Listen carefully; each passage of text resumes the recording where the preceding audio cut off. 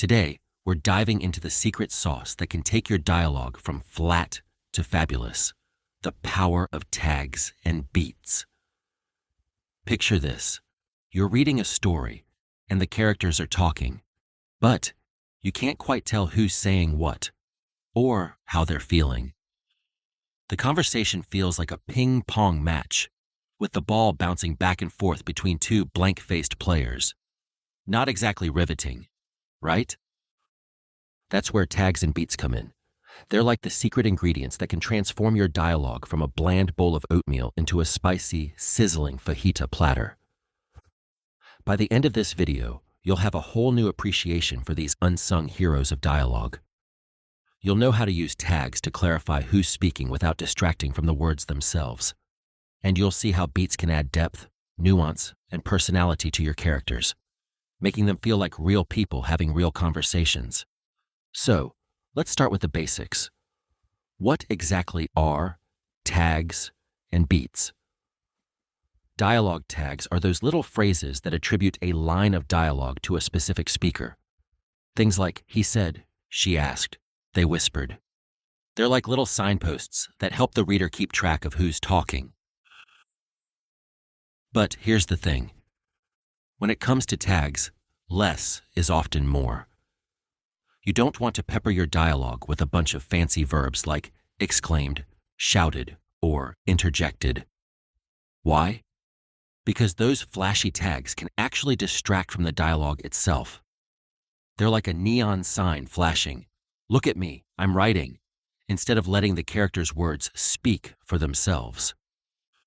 Instead, stick to simple, unobtrusive tags like said and asked. I know. It might feel repetitive to use said over and over again, but the truth is, the reader's eye will naturally skip over those basic tags, allowing them to focus on the actual content of the dialogue. Check out the difference between these two examples. I can't believe you did that, Mary shrieked. Well, what did you expect? John defended. A little consideration would be nice, Mary countered, versus, I can't believe you did that, Mary said.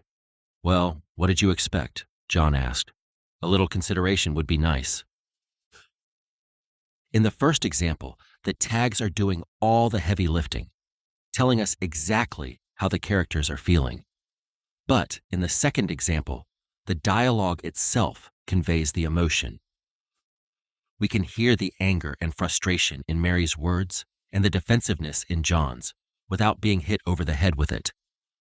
So, use tags sparingly and trust your dialogue to do the work of revealing your character's tone and feelings. But what about those moments when you do want to show your character's physical reactions or internal thoughts? That's where beats come in. Action beats are brief descriptions of what your characters are doing while they're speaking. They're like little stage directions that help to ground the conversation in a physical space and reveal the subtext beneath the words. Suddenly, we have a much clearer picture of the scene. We can see John's defensive posture, Mary's frustration boiling over into physical movement, and when she turns away and her voice softens, we understand that there's a vulnerability beneath her anger. The key with action beats is to keep them brief and purposeful. You don't want to bog down your dialogue with lengthy descriptions of every eyebrow raise and toe tap. Instead, choose a few key moments to zoom in on, using the beats to punctuate the emotional beats of the conversation. One of my favorite tricks is to use an action beat to replace a dialogue tag altogether. Instead of writing, "I'm sorry, okay?" John said. "I wasn't thinking." You could write, "I'm sorry, okay?" He reached for her hand, but she pulled away. "I wasn't thinking."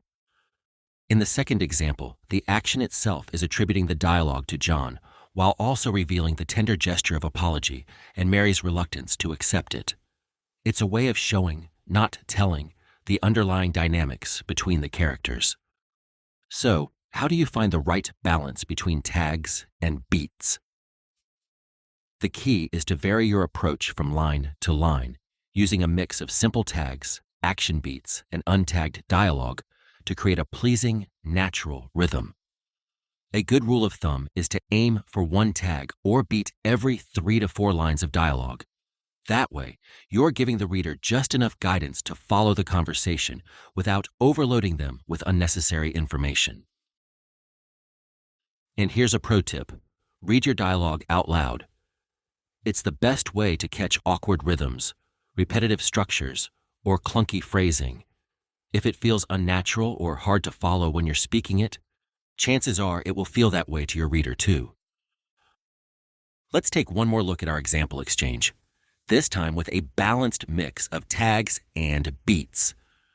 "I can't believe you did that," Mary said, slamming the door behind her. John sighed. "Well, what did you expect?" "A little consideration would be nice."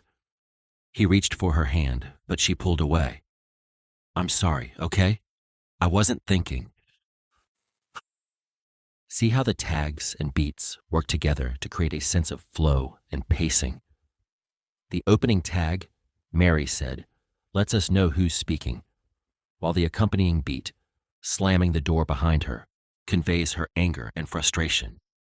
John's sigh is an action beat that reveals his weariness and resignation, even before he speaks. The next 2 lines are untagged, allowing the rapid fire back and forth to build tension. And then the final beat.